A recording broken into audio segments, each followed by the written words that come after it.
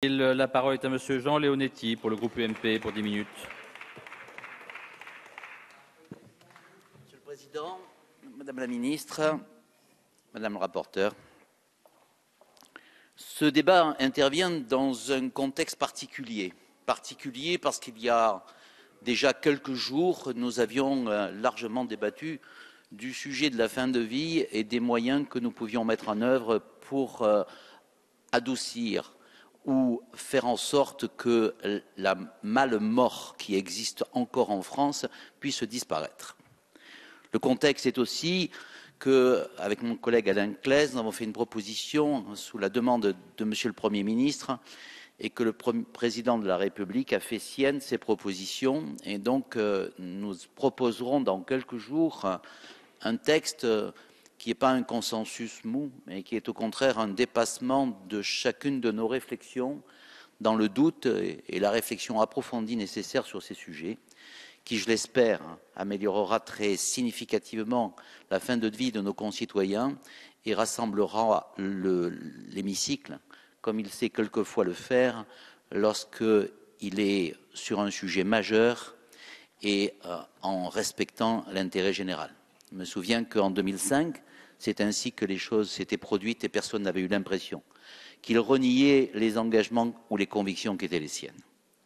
Enfin, nous avons souligné, et nous devons ensemble souligner, comme l'a fait Madame Fraisse, que le législatif n'est pas tout le droit et que la vie n'est pas tout le droit et la loi.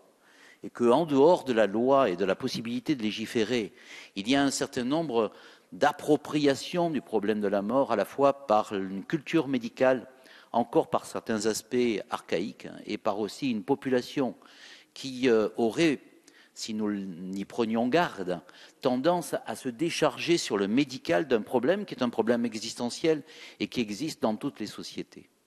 C'est la raison pour laquelle nous devons aborder ce sujet avec modestie, dans sa complexité, dans sa diversité et surtout dans le respect des prises de position des uns ou des autres.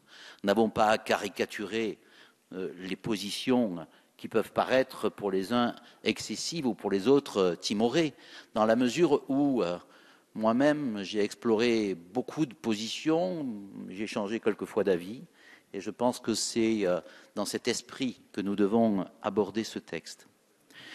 Puisque nous délibérons aujourd'hui sur un texte particulier et que le temps qui est imparti ne permet pas de refaire l'ensemble du sujet, je voudrais insister sur deux sujets qui me paraissent importants et qui sont des symboliques forts de nos valeurs communes et qui sont quelquefois utilisés d'un côté ou de l'autre et qui méritent aussi une réflexion dans le doute utile et fertile que nous savons utiliser face à ces problèmes.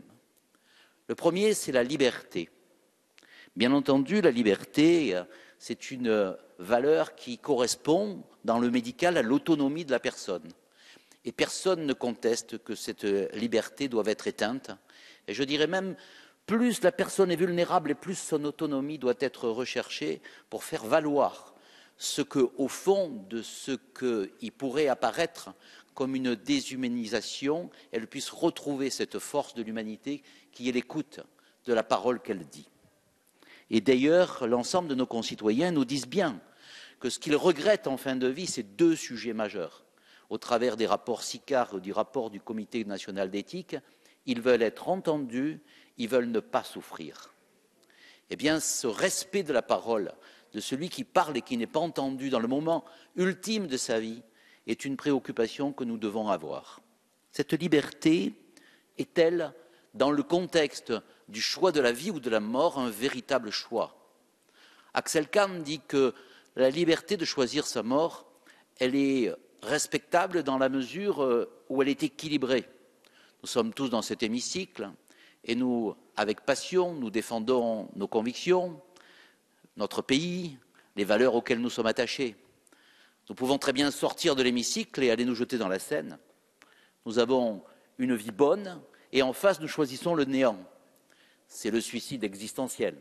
Personne ne peut le contester. Et surtout pas moi, dans l'idée camusienne qui est la mienne, puisque dans le mythe de Sisyphe, Camus commence justement par dire le seul problème philosophique important, c'est la vie vaut-elle la peine d'être vécue? Et donc, répondre au suicide est l'essentiel de la philosophie. Mais est-ce qu'il y a un véritable choix entre la mort prochaine dans un parcours de souffrance et de larmes ou la mort immédiate? Qui pourrait choisir? Si je vous dis à chacun d'entre vous, vous avez une semaine à vivre, et pendant cette semaine, vous souffrirez et personne ne viendra vous voir. Et en plus, on ne vous calmera pas et on ne vous écoutera pas. Eh bien moi, le premier, je dis que si on me donne le choix entre cet espace de larmes et de souffrance d'une semaine et la mort immédiate, je choisis la mort immédiate. Mais la société ne doit-elle pas se poser la question de remplacer cet espace par un espace de solidarité? Et donc, si on a à choisir entre une mauvaise vie qui aboutit à la mort et la mort, ce n'est pas un choix de liberté, c'est un choix imposé. La deuxième question sur la liberté est pire. Est-ce que la liberté, ce n'est pas de changer de volonté? Nous sommes là dans cet hémicycle, nous avons été élus, dans quelque temps, il y aura des élections, et puis il y aura d'autres élections. Et le peuple français pourra changer d'avis, parce que les circonstances auront changé, parce que nous aurons changé, parce qu'ils auront changé. La liberté, c'est changer de volonté. Et c'est tellement vrai sur le sujet de la mort que lorsque quelqu'un attente à ses jours, je ne parle pas de quelques comprimés qui est un appel de détresse dans un contexte de chagrin d'amour de l'adolescent. Je parle de la mort qu'on a voulu se donner, où on a écrit un papier en disant « je veux mourir » et où on a commencé à mettre fin à ses jours. Et quand on arrive à un hôpital, la société, la médecine, eh bien, réanime et sauve. Et elle a raison. La meilleure preuve, c'est que 3 fois sur 4, le suicide ne se reproduit pas. Je peux avoir envie à un moment donné de mourir et ne plus avoir envie plus tard. Et ça pose le vrai problème du suicide assisté, qui, lui, n'est pas en toute fin de vie. Et regardez la différence qu'il y a entre le suicide helvétique et le suicide de l'Oregon. Dans le suicide helvétique, je dirais, à 100% des cas, on répond par la mort. Parce qu'il y a une association qui vient, qui donne le produit. Dans l'Oregon, quand on a 3 à 6 mois à vivre, on vous donne les comprimés, vous les prenez quand vous voulez et si vous voulez.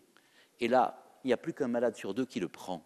Est-ce que nous ne pouvons pas aussi respecter l'idée que lorsque la vie se prolonge, on peut changer d'avis et que la mort interrompt la capacité justement de changer d'avis? Enfin, est-ce que je peux disposer de mon corps? J'aurais tendance à dire oui, j'ai le droit de faire ce que je veux, dans un droit à liberté. Pour autant, je n'ai pas le droit de vendre mon rein sur Internet. Et je pense qu'on est majoritaire dans cet hémicycle pour penser qu'on n'a pas le droit de louer son utérus. Eh bien, ça veut bien dire que mon corps, parce qu'il est dignité et parce qu'il est dignité humaine, eh bien, je ne peux l'engager que dans la mesure où il n'engage pas l'ensemble de l'humanité qui est en moi et qui est le lien qui nous unit et l'objet qui nous rassemble. Enfin, l'autre mot, c'est le mot dignité. Sénèque disait qu'il y avait 2 choses dans la vie. Il y avait la dignité qui était dignitas, c'est ce qui ne s'achète pas, et puis il y avait le precium, c'est ce qui s'achète. Il y a même une publicité aujourd'hui que vous regardez sur la télévision et qui vous dit, finalement, il y a des choses qui s'achètent et des choses qui ne s'achètent pas. Ce qui s'achète, on vous propose une carte de crédit et on vous dit qu'il y a bien 2 choses différentes. Oui, la dignité de la personne ne s'achète pas, mais elle ne s'évalue pas. Mon ami Gomas, qui est professeur de soins palliatifs, dit que le dignitomètre n'existe pas. Nous sommes tous dignes à partir du moment où nous sommes humains. Et notre force n'est pas un critère, notre fin de vie n'est pas un critère. Le mendiant, le mourant, le SDF, l'étranger n'est pas plus ou moins digne que chacun d'entre nous. Nous portons en nous, en même temps que l'humanité, la dignité. Et donc, ne nous approprions pas d'un côté ou de l'autre ce terme qui veut dire beaucoup plus que la simple estime de soi que l'on fait quand on se regarde dans la glace et qu'on dit « ma vie vaut pas la peine d'être vécue ». C'est une estimation personnelle, mais ça ne peut jamais être une estimation de la société. Et puis cette société, quel message dit-elle? Lorsqu'une société dit « qu'est-ce que vous pensez de la vie ?» Elle dit « la vie, c'est la force, c'est la jeunesse, c'est la performance, c'est la rentabilité. C'est ce qui produit. » Et puis, lorsqu'on nous dit « qu'est-ce que c'est que le mourant ?» C'est quelqu'un qui souffre inutilement, dont la vie doit être raccourcie. Est-ce que la société, comme le dit Robert Badinter, lorsqu'elle s'exprime, et en particulier dans le code pénal, elle dit Répression et expression. Elle n'est pas que répression, elle ne dit pas que le permis et l'interdit, elle dit aussi le souhaitable, elle dit aussi le symbole.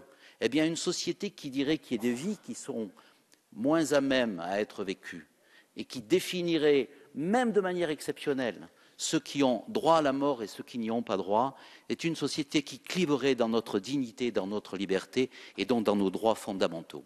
C'est la raison pour laquelle, Madame la députée, tout en respectant votre position, le groupe UMP ne votera pas ce texte. Merci, Monsieur Leonetti.